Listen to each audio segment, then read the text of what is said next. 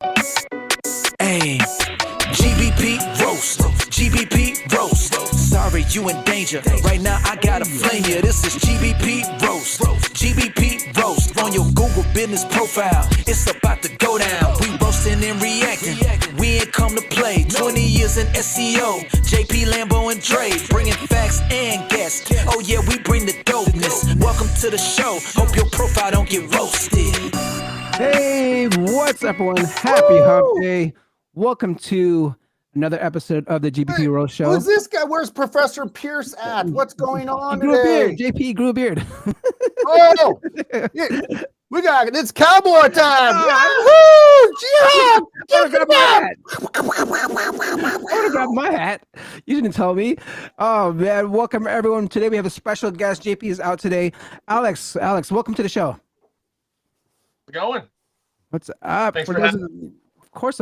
For those that don't know your business, can you please explain to everyone just out there, just so they can get a brief idea? Yeah, so I run InLongCut, and we are a data and technology company. We're doing identity resolution and intent data for businesses across the country. So really exciting stuff. I've been in the space since 2006. Last 5 years, I've been helping a lot of SEO agencies. Yeah. And so, yeah, just keep pushing away. Today, it's Montana Keith and the Cowboy Colorado Barr. Cowboy up, come a riding there. Here we go from Durango, Colorado. Right, come a riding. All right. So we are going to be covering a topic today of what agencies should look for, or what businesses should look for when hiring an agency or consultant. And this is great. This is something where Alex actually helps agencies to become that great agency they should be to their clients. So it's a kind of flip the script here and see what businesses should look for. But before we do that, we are going to go into our reaction videos. And our first reaction video, that's my favorite video. Here goes. Here we go. They say, don't just blog locally. Instead of writing about general topics, create content tied to your location. Stuff like dog-friendly restaurants in your city for a dog walking business. I give it a try and boom, those posts actually ranked. They brought in real traffic, and more importantly, they attracted local leads. So lesson number 5 is stop writing generic blog posts. No one's going to a plumber's website to learn DIY plumbing tips. That's what YouTube is for. Instead, focus on locally relevant content. Local focused blogs help you show up in front of the right audience, build authority in your area, and actually drive useful traffic to your site. It's true within a certain extent, right? But you got to stay on relevant topic. So if you're a home service guy, you're not going to write about where's the local hospitals and where the local restaurants are on your home service business. Makes a lot of sense. Alex, what do you thought? Yeah. Yeah, I like to tell people, just like pretend you're talking to a customer, right? You're not going to be overly local with a customer, and you should be the same with your blog content. So it'll naturally go in there if you do it properly. Yep. But for here, I actually do when I create, I guess I use my blog as more service pages. I'll do my service pages, and then like within that city, like I did it for my cousin who runs a nail, has a facial place. What's that facial and what are those things? Spa, waxing, spa, waxing. So like, yeah, so basically, esthetician. Yeah, all that stuff. And obviously, I know all about it, right? I'm there every week. There you go. Yeah, every month get my facial. All right, guys. Let's check out reaction number 2. If you have a local business, here's how to turn these red X's into more of those green stars. Within your Google business profile and your pin on the map, you want to scroll down. It's important to use the update button, which allows you to drop photos in with an update. No matter what the image is of, it needs to have the geotag information of where it was taken on the map. Most people make a huge mistake by using Canva or Photoshop and stripping this information out of the photo. If you do strip the geo information out of the image, go to this website right here and drop your image in. You can then add the geotag in, or you No, could manually can't. put in the latitude, longitude, and then save the image. No, Now you can doesn't drop work. the image into Google, Doesn't type work a like description, that. input a call to action, which can link to your website. Now you can strengthen some of those local SEO areas that had these red X's False. before. False. Completely. You can't. If Google's all going to detect if it was taken from your phone and then connected and uploaded, okay? That's why we always stress to the business owners, use your phone, connect to your GBP on your phone and upload from your phone. You don't want to be going using software because it will be stripped out, and even after you add those targeted longitude, latitude, it's still stripped out. So there's a lot of horseshit in the beginning is good, the ending is bad. See, in the update portion of it, I'd rather have that image in a review anyways, because updates and posts don't have nearly the effect they used to. Yeah. And he flat out says, take any kind of picture. No. How about a picture of you and the customer, or maybe the customer's completed project, or even better, the before and the after. Remember, pictures are extremely important to the GBP, but what that really means is, what does your customer really want, right? So Give when- them, show them important photos. So, but when you do before and after, and you do it in like software, aren't you stripping out the data? No, I mean, you could, let's say you do junk removal. You walk in and you're like, oh my gosh, this is going to be a giant shit show, cleaning out this garage. You take the picture, then you complete the job, you get the review, you then show the cleanup, and you're still on the job site with your phone. You upload right there, happy, smiling customer, boom, done. Got it. I'll do it in one, do the 2 photos before and after. That's with that.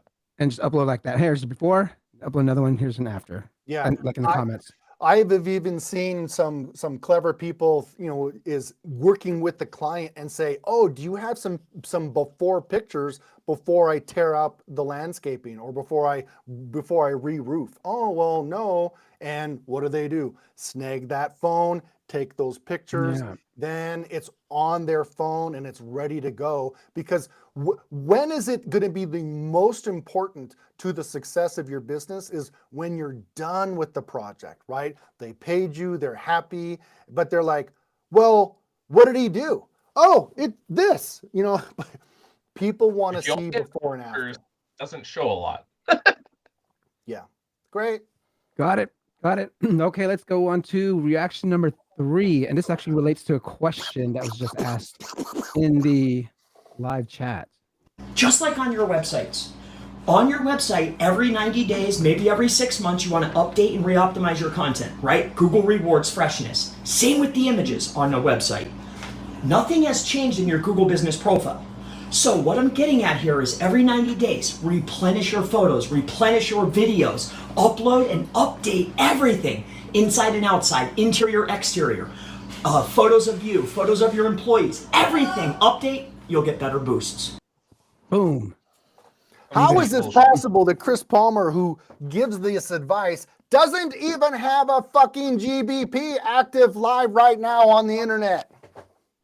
That's the internet, folks. I don't It's know. called, oh, I made this video 6 months ago, or I'm going to give you a bunch of crap and a bunch of hype, okay?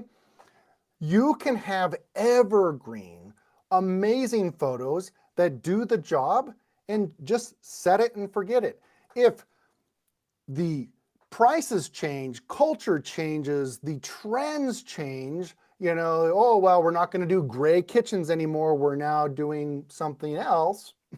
Then you can change with that. But that sounds to me like someone who says, I need to prove to you that I'm going to charge you $500 or $1,000 a month because we're maintaining your site and we're updating all these things.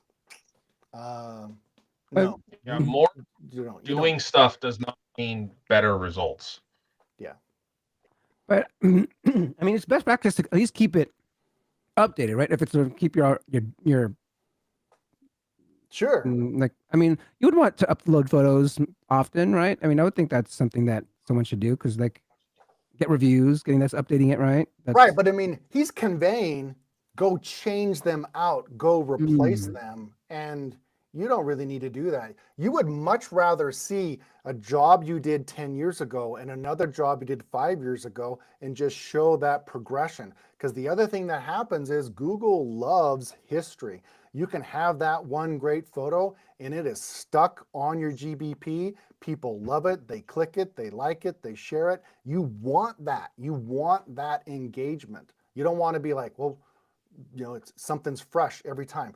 That's what your gallery is for on your website. That's what social media is for. What's new, what's happening today, and trends. But wouldn't you also want to treat your Google Business Profile like as a social media profile, right? You, when you do updates, you start something on social profile, share the same thing on your post as a post? To a You certain can do point, that on. Alex, yeah. It's not the visibility of the page, just showing activity, which is more of a CRO aspect than anything else. Got it. How about Q&A? How do you guys use the Q&A feature? Oh yeah, Do you update that's that? definitely important. And I know even JP, we've done some total hacks. You know, just go in and, you know, ask yourself questions. Okay. So that's something that you definitely should keep. I mean, because there's unlimited, right? You can add as many. Yeah. Got it. Alex, anything else that you'd possibly do? Like, how do you maintain your Google Business profiles? Are you touching it like every day, like as often as maybe what Chris is doing, or just letting it user generated content, kind of letting it's optimizing it, then having user generated content? Then once it's optimized, once you've got all your questions and everything else done out from a content perspective, I'll go ahead and post whatever I'm posting on social to the updates. But outside of that, the actual on page of it and actually touching your profile outside of updating hours is very minimal. And this is the other thing that we really need to pay attention to. Yes, we have GBP just for a lot of people. It's shoved so far up our butts that some people can't see straight, right? Where is the true newest activity and newest trends really happening in the media world? You know, from an expo, from an event, they post, it's on HGTV, it then gets shared onto social media from Instagram to TikTok. That's where new hot trends and things need to be focused for your business, not always going back to your GBP and I'm going to do new posts, I'm going to do new pictures. No, just you can have great, just that one photo should be able to set and say, what do you do for people? Show me. And it can be there for months and years. The only thing that I would say you need to come back to is review responses. That's going to be your Google Business Profile, in my opinion. Makes a lot of sense. Yeah, that's I hear that's pretty important. Just responding to your, because when you do that, what happens? The customer actually gets a notification that says, "Hey, Alex says, you know, you're hot." Oh, great, thanks, Alex. And now I feel good, you know, about Alex. I feel good about that brand. And you're like, yeah, hell yeah, we're bringing black cowboy hats back, bitch. You know, it's sexy. Let's go. All right. That's enough for our reactions today. Let's get into actually our topic of today, which is something that Alex actually specializes in. You've actually had over 400. You actually had managed over 400 businesses at one point, right? Or was that true? Yeah, we had over. That's in my agency. Yeah, so that's very important, because like, how are people finding you and like trusting you in order to do that? So we have a few questions, you know, that we want to kind of address here, like on what should people look for when finding agencies? So like the first thing is like, what's kind of the biggest mistakes local businesses make when hiring an agency?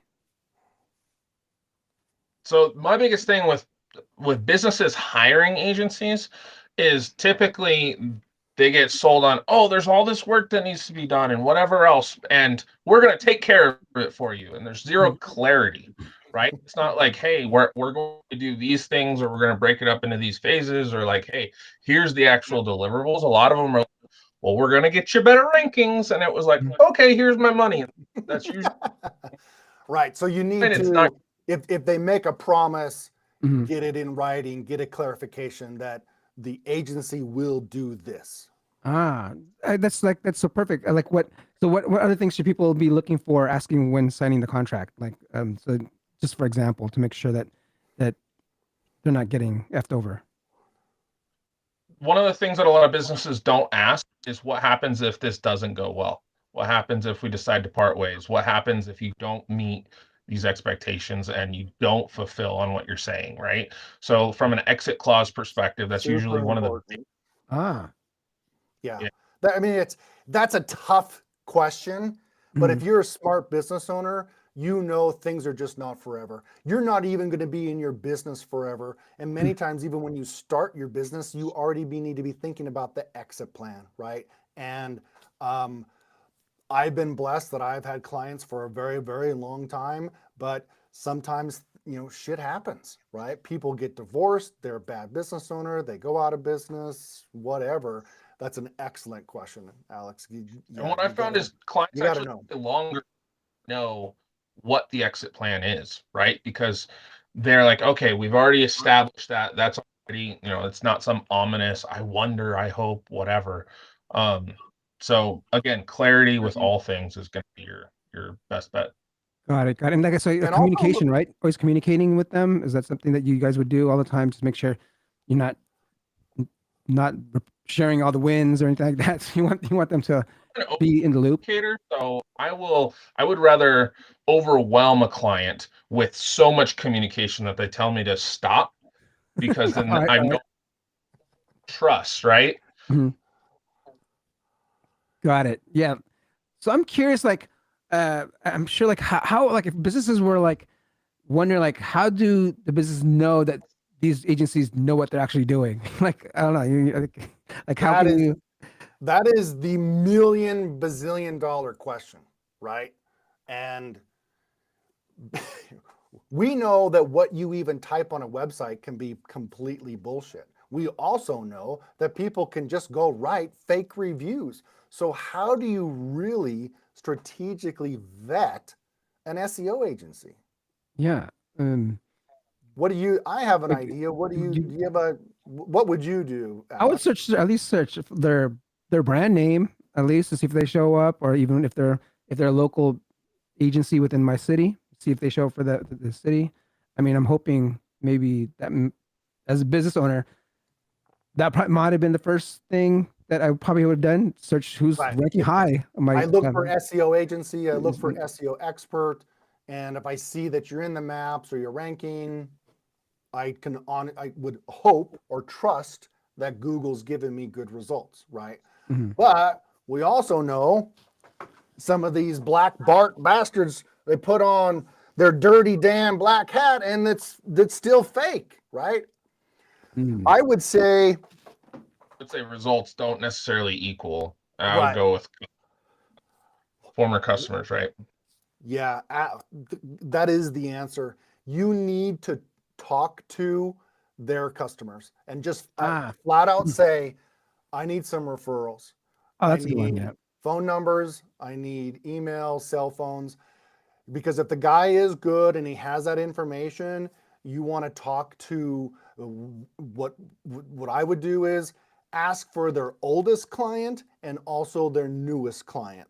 And then obviously if someone's related, I'm a dentist, I need, show me other dentists you've helped with. There is only one other snaky thing that the agency will do to you is they will say, oh, of course, I give a great deal to my friend and I help him, and he will lie of how awesome I am. So one other way to kind of get around this is you have to use bullshit against bullshit. Before the snake bites you, you want to outsmart them. And one way to do it, most SEO agencies will revamp sites, revamp pages, and that's what you do. Don't ask for the referral first. What you ask for is, show me a sample site, show me your work. And then what you do backhandedly, but as a smart business owner, you then call and say, hi, I'm John's Dental Shop. Did you do some work with Keith Evans up Hero? Is he an asshole? Is he funny? Does he take his shirt off all the time? I'm not sure I can handle that, right? That's what you need to find out. Got it. Alex, in And your you book, don't- I was gonna say in your book, like what are some things? Yeah. Well, you can look at a lot of the times these agency sites have case studies, testimonials. You go onto the social, there's existing customers. Reach out directly to them without ever reaching out to the agency, and you're going to be able to whittle things down really, really quick. Yeah. Got it. And it's as simple as, what are they doing for you? Is it worth it? You don't even have to get into how much are you paying. You just need to say, are you happy with them? And if they're not that happy, or if they've been considering changing, you probably don't want to start off that relationship with them. I would actually get a little more aggressive than that. I would ask specifically about ROI and your return on investment. Are you making more money with this agency than when you started? Because that's ultimately the whole reason that you're going to hire an agency, is to bring additional revenue, right? Via organic. And so if they're not making more money, then that's a red flag. Yeah, it is. Results are the only thing that people buy from me or JP or Alex or anybody. They just want the calls and the clicks. What are some what do you think are some shady, because you're talking about some shady tactics. What are some other shady tactics that can give us red flags, or some buzzwords that you think agencies might be using and saying? I would say if they actually use buzzwords, like that's just, I don't use buzzwords. I don't say, yeah, we're going to give you the juice, right? Like, no. What does the client want? Hey, can you increase my sales? Yes, I can. I did it for him. Here's his phone number. Let me show you the before after. Like, it's really as simple as that. Trust your gut instinct. That's why it's been around in our bodies for 1 million years. Doesn't feel right. Probably there's something not right with that relationship. And if they can't relate to you too, like if they can't dumb it down to layman's terms and actually have you understand, and it's all Greek, it's all going over your head, don't assume that they know what they're talking about. They're an expert, okay? Because experts will be able to clearly relay, what they're doing and what you need. Whereas somebody that only knows buzzwords and has only watched, YouTube videos and is saying that they're an agency, I mean, that's all they have to rely on, right? So I would definitely, they have to have 5 years experience for sure. They have to have a lot of referrals, like show me. And then if all possible, have you fixed my specific problem? For example, have you converted from Shopify to WooCommerce? Or have you been able to, get rid of a Squarespace and rebuild on another platform? Like, you really need the tangible results. A salesperson will say everything and will say yes and will agree, but what you really need is the person to say, I'm not sure, but let me investigate, let me get back to you. That's the trust you want in the relationship, because really at the end of the day, SEO is just an extension of marketing. They have to be able to have your message and your words and the colors and the feeling of getting it right, so that when people do find you, that they take action. Got it. And you get all that asking questions. So if they're not asking you questions and you're not doing more answering than you are, asking, then that's a big red flag, right? Because good agencies will ask all those questions and make sure that are you a good fit for them, but they're a good fit for you. Got it. Love that. So how long should businesses expect results? Like they'll say, hey, we're going to hire you. We love it. Like when they ask for results, what's a realistic time frame for them to start seeing results? I can't wait. Everyone, let's listen to what Alex has to say. Alex. So Go back. do SEO very differently. So what we do is we do research first, and then based on the deliverables from that research, we do a sprint, right? And so that sprint, we're going to get results very quickly because we're doing potentially a year, 3 years, or whatever of work in a very condensed period of time. And so from a results perspective, the way that I do it, you're actually going to get a lot of quick wins really fast. But most retainer-based SEO agencies that you're going to experience out in the wild, the results that they're promising that are, 3, 6, 9 months down the road, the biggest thing there from a results perspective, in my mind, that as a business owner that you need to be looking out for is, hey, I don't care about the rankings in Google necessarily, but based on my baseline of calls, traffic, customers, leads, etc., that I have right now, is that increasing or decreasing?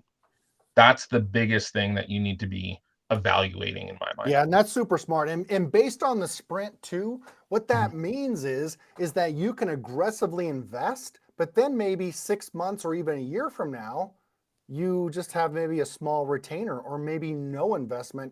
You're just maybe every quarter doing these big bursts, right? If you're a pool cleaning guy, you wouldn't want to be paying for marketing in winter. So you really need to think about, can I do a short-term contract? Can I just invest with you over 18 months?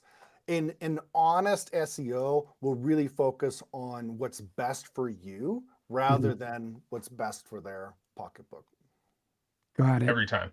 What about the more even competitive niches, right? Like we're talking about, like I said, lawyers, like that's really competitive. Like that's don't you think that would need like longer retainers or after we do the sprint, then what we do is we call it a pace campaign, and it's exactly what Lambo's saying is, it's essentially your maintenance mode, right? So you're matching your frequency at which your competitors or the market is putting content out in order to maintain whatever lead the sprint has created.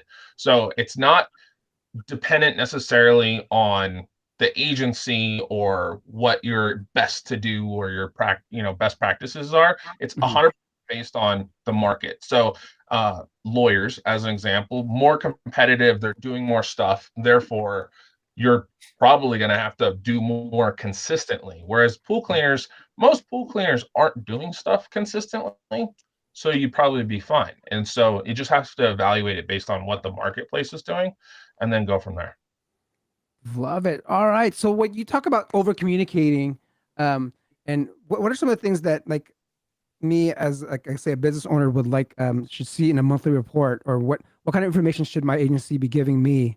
I hate monthly reports, first off, and so that's personal preference. I'm gonna have a ton of agency owners that are like coming after me because of this. I hate monthly reports. I think it's a waste of the business owner's time and it's a waste of your time putting it together. If you don't have a live dashboard or whatever that's showing like, hey, this is everything that we're doing, and these are results at any given time. If I wake up at 2 p.m. or 2 a.m. and I want to see how we're doing and check in, I want that ability. And then from an over communication perspective, being able to, so that way they feel involved throughout the whole month. You're not just like waiting on that one report, and you're able to see the ebbs and flows with the transparency of that and transparency of consistently sharing. Be like, hey, this got fucked up, or hey, we're pivoting based on this competitor doing this, or hey, we just did all of these things and saw this result. So I like to treat it more like a project management situation where it's like, hey, I'm just giving you updates. We're on the same team. We're going after the same objective. And here's how the project's going, as opposed to, hey, it's 100% transactional. You're buying this. Here's your fancy report that only shows a good light once a month, and I hope you stay. I don't think that's healthy. So true results are going to be, did your sales go up? Are you getting calls, right? And a quality marketing guy probably would love to listen to your calls and look at the CRM, because sometimes the ball is being dropped on the owner side, right? And it's just because you're number one in your ranking, maybe you have CRO problems. Maybe your offer's not good. Maybe the person who's running television ads or is doing door-to-door sales in your neighborhood, he's taking your business. So it's not always just focused on that website and the map. It's marketing in general. How do we find your customer? Where are they? What do we really need to do? Those are the kinds of things, if that comes out in your conversation and you're trying to qualify an agency, put them on, on your top 3 list for sure. And then attribution, right? So if SEO agency is not looking at attribution, to be able to say, hey, I can for 100% sure that this is being generated by organic efforts, then that's another question, because oftentimes agencies will go ahead and take credit for other marketing channels. And so that's a good one. That's a good one. From attribution is important. Obviously, Alex knows that because he wears the black hat. All right, so here's something that's very interesting. Like, how much should small businesses be spending? What are the budgets like? Like, how much should, like, I know it's different per industry. Like, maybe we can go down like sample budgets. I'm curious what you guys been charging. I mean, that really just varies so much. Yeah. So we specifically offer financing because most small to medium businesses can't afford what they should be spending, right? And so one of the reasons why we offer financing when we do that sprint. So if we do the research, like, hey, it's going to be $80,000 worth of work you need done. If you stretch that out over however many, months or years, then you're like, okay, well, that's still, it's going to take me that long to see that kind of ROI. So if you're able to condense that down, spend a lot larger amount than you normally would, and get into that premium positioning, then you can go ahead and have that movement, that ROI, then pay off that loan. And so that's how we've combated the issue of being able to spend enough in order to move the needle and actually see an ROI personally. Oh, that's interesting. So, are you a finance company then? Is it a finance, or is it just the way you're structuring? We have a financing, yeah. Oh, so you do have a financing team that will finance and. Oh man, that's over. that's too much for me over there. So Keith, how are you doing? Like, how should businesses look for? How much budgets should they typically look for? If anyone wants to work with me, it's minimum 300, and it just that qualifies right away. That first of all, maybe your niche and your search, like the ROI is not even worth it investing anything less, right? It just the time, the labor, things to get going. My average ticket is like $890 a month, and I've got a wide variety, from attorneys down to, a Chinese restaurant. It really can vary. I think that if you start talking with an agency who starts talking $1,500, $2,500, $5,000, you're really going to get into the nuts and bolts of the deliverables, and then also seriously look at what is the true search demand. And just don't take that pot of gold and just say, hey, I'll give it to you. You might have to look at other ways of maybe we need we need to create videos. Maybe we need to do TikTok ads. Maybe we need to do something different than just everything focused on a website and SEO. So let's say the other thing. Go ahead, no, Alex. Sorry, Dre. Same vein. The big thing that you need to be doing as a business owner is making sure that, hey, based on the available search volume for that term in that area, right? Is there enough people searching and wanting to buy what you're offering in order to go after that ROI? Is your conversion rate high enough in order to offset the marketing costs? If you can't sell to save your life, but you're offering something that everybody wants, it doesn't matter how many more people, right?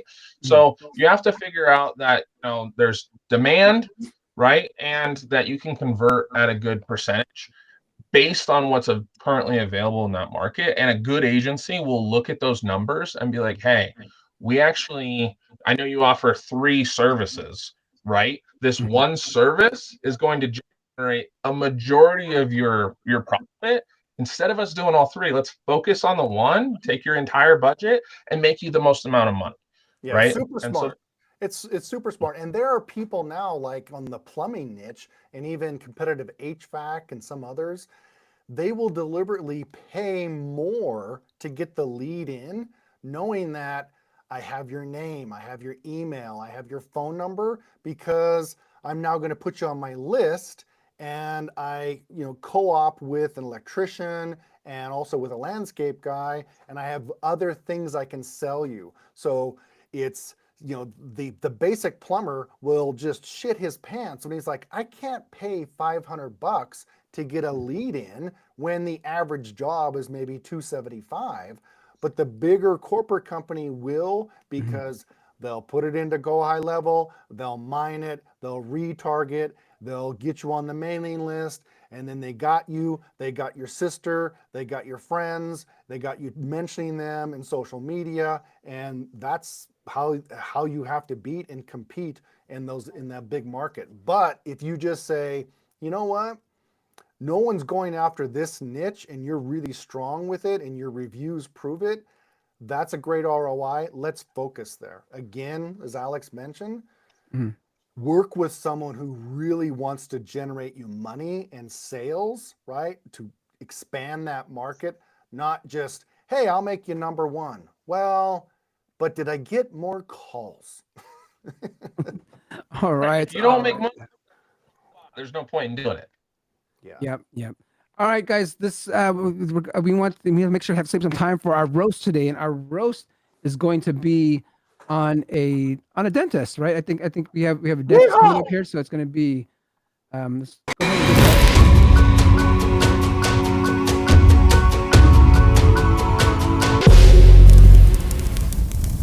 All right. All right, all you little cow doggies out there and from Giddy Up, Texas. Let's take a look at this puppy. Let me open up and share a screen here on my window. So this was a submission, right? This was a submission from, and they mentioned, said, hey, they actually moved locations, and they dropped. They just said their clients dropped from 50 clients a month to 20 new clients a month. Inquiries here. So yeah, so this is the DNA Dental Studio, right? Yes. I'm trying to think. They were in not Riverside. They were in another town? Is that right? Yeah, Burbank. Burbank, yeah. So one of the first things that I would look at is I would actually pull their phone number and Google the number. And my screen's up there, right?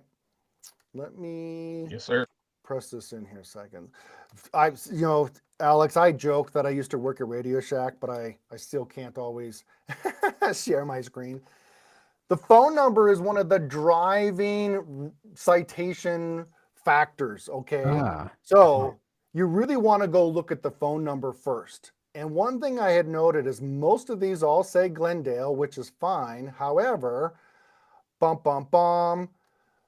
you're on a top 10 result and Patch has this wrong. So you'd want to go manually fix that and even look at page 2 as well. There is like Yext, Y-E-X-T, and even part of the SEM Rush. Do you know, is there a particular service that you use, Alex, or do you just manually go in and edit these? I prefer manual citations just because you have logins, and while the API is going to fix stuff faster, as soon as you stop, then everything disappears. So we believe in you'll notice that, like on this, what's your hours, dentist in Burbank. So right away we've got some issues on. They're still associated with Burbank, and there's another one. So this is on page 2, and it sucks, but that is something that you have to look at. The other thing I noticed too, I think if I go back, when I type in the brand, I notice this. You see it says DNA Burbank right Mhm. down here. That sort of sets off the little Lambo tingling sensations. Not back here, Lambo tingling sensation going off. Because what that's telling me is that you're very well branded for your abbreviation, DNA, and Burbank. So it's very likely that people are still searching that and somehow they could be connected to you, possibly, right? Mhm. Here's something called DNA Sports Medicine that Google is connecting. So by going into your Google Search Console data, you'll be able to see how are people really connecting to your brand and to the your old location. Looking at the site itself, I don't see anything that really is a problem. You don't want to go back to these people who left these reviews and say, hey, could you change the word Burbank to Glendale, right? Mhm. You don't want to do that. It is a tough thing to overcome, but one secret that you want to do, run a press release before you move. And you want to just announce it to the world, and you Oh. can buy them $300, $500, and you can even probably find an agency. You just want to say, hey, we're now going to have this, we're now DNA over in Glendale. That'll set the stage and will prime the pump of Google that will say, oh, when people look at the DNA Dental Studio, we now need to associate and give trust because it is something new related to the new Glendale location. The other thing I would do too, you don't necessarily have to have this over the top grand opening, but you definitely could do something like Eventbrite and just create a generic event about, hey, we have a new location. And again, not something just crazy like this whole, you're selling tickets and everything, Mhm. but this will get indexed. And this is a great indicator. Plus, on your GBP, you also can have the event post, and you can just sort of have a soft opening. But again, what does that do? That's a trusted third-party website that says, hey, the new brand DNA is now at this new address, and it also can be connected into the post, an event post on the Google My Business as well. From a time frame perspective, it's also smart to do all that before the actual move, because all of your citations, your press release, all of your updates, your events, etc., all of those will hit and stick before you do the move. So then once that move actually happens and you update that from an address perspective, then Google's not like, oh, it was out of the blue. I didn't Right. even know. Yeah. Yeah. It'll Yeah. make everything a lot smoother. Many things in the whole digital marketing world is like the rudder of the Titanic. Mhm. You see the iceberg, but you are fucked, right? It's a little teeny tiny rudder and it's barely going to turn. So if you preemptively know the address and you know the phone number is going to stay the same, just start getting it out there. And if you have to change the date, it's going to be maybe the third Saturday in May, and just post it. You can always go back and edit those things, because all you're trying to do is just get your name published in new places that, oh, by the way, we have a new address. And that is the same thing with all of your social media updates, newsletters, chamber communication. There's so many places you can just announce that, hey, we've got a party coming, and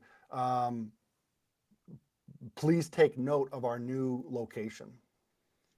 Got And the it. other thing too is, a lot of business owners worry about, okay, well, I've I've established a name in this area. People know me for this area, etc. I don't want to lose out on all of that, right? Mhm. And so what you can do is you can make sure that you're still going to be getting that traffic and visibility in Burbank, and then redirect that to your Glendale office, right? And you can do that via pages, posts. There's a lot of different things that you can do from that perspective. So you're not having to leave that on the table.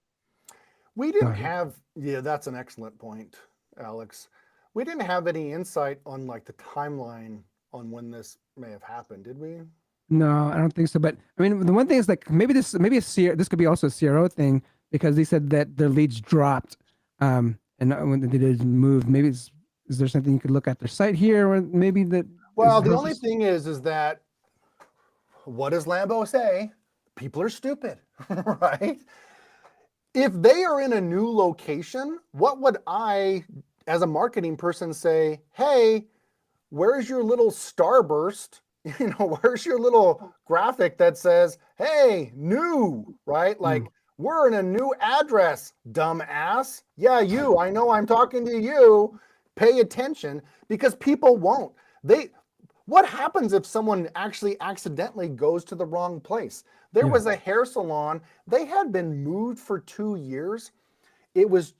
But they were so ingrained that they were in this location. We'd have them coming into the office all day long, and we're like, no, sorry, they moved. It's just, make it obvious, right? You can't reach everyone, but even just politely remind people on every inquiry and every call, our new address, we're in Glendale, new address, et cetera, et cetera. Got it. And then And another thing I personally do is again, something that it's not going to make a complete difference, but it will help, is you'll notice that the local landing that's linked off the Google business profile goes to their homepage, mhm. right? And it does not go to the page with the embed on it. And so regardless of whatever page you have your map embed on, in this case, it's the contact page, a local landing page from a local relevancy perspective, in my opinion, should be going to that contact page, and that contact page should be optimized for their services in that location. You don't see any service information on this page. So that's That something from a is, CRM. yeah, and that is one of the foundations of the Trident ranking method. Is we preach if you've got to focus on your city and your services directly from the GBP URL. Let me go back here a second, and you go ahead and continue there, Alex. But that's a great input. Yeah. And because at the end of the day, right, if you're Google and you're like, hey, I'm directing everybody to this homepage, and this homepage doesn't say anything about your location, how do you know it's relevant, right? And so making sure that website link that Lambo just circled Right here. actually links to a page that is relevant for the city that GBP is in is really important. Because it's just going to this generic. And think about this, how many links, hundreds and hundreds of links are going to this page over the years that may have mentioned Burbank Dentist. And now you have to go back and change a lot of that. You would be much better off by specifically having that Glendale page, what Jordan and I call the hub, right? It is geographically the city, the area that you cover, that's tied in directly, right? We know that dentist is only going to cover, a realistic so many miles people will drive to them, and that will see much better results. And like Alex says, list all of your services. Show me all the treatments, all the things you do, and then having this embed on that page, it just helps correlate the data. Oh yes, that's your brand, that's your address, and people can come here. They see what you do, they see how to book. That simple. Nice. All right. Any other last comments here before we go? We're coming close to time. My only big comment is, regardless of if you're a single location, you should always treat yourself as a multi-location, because you're servicing more than a single location, right? Even if you're a physical brick and mortar, you're going to be able to service people that travel from nearby cities, towns, what have you, right? So that's my biggest takeaway, is if you are only focused on one location, then you're missing out and you're leaving money on the table. Yeah, huge pointer. And you know, so you have your brand.com, right? And so what Alex is saying and what we stress is, if that's going to be your city, your prime geo hub, then your focus is going to be, even if you move, even if you go to other places, you can always have your additional city area, city 2, etc. Because this can just go away, all those links, or you can forward it, redirect it, but think bigger, think beyond. And they're doing the right thing, right? Hey, we are the DNA dental studio, but what happens if they grow a big brand presence and they want to have more places? It's always much easier to do it this way with your geo hub. Got it. Love it. All right, so we are at time, guys. For those that want to get a hold of you, Alex, how can people get a hold of you? Barr, Barr, on all the socials. AlexCbarr.com. Mr. the cowboy. Black Bar. All Dirty right. damn. All right. We'll get you. And for anyone that wants to catch me again, you see me on Friday at the SEO video show, and catch Keith on. Who's going to be your guest this week? You know? Somebody determine. Somebody more awesome than me and Alex, obviously. All right, guys. We'll see you guys next week. Hey, GBP roast, GBP roast. Sorry, you in danger. Right now, I gotta flame you. This is GBP roast, GBP roast. On your Google business profile, it's about to go down. We roasting and reacting. We ain't come to play. 20 years in SEO. JP, Lambo, and Dre, bringing facts and guests. Oh yeah, we bring the dopeness. Welcome to the show. Hope your profile don't get roasted.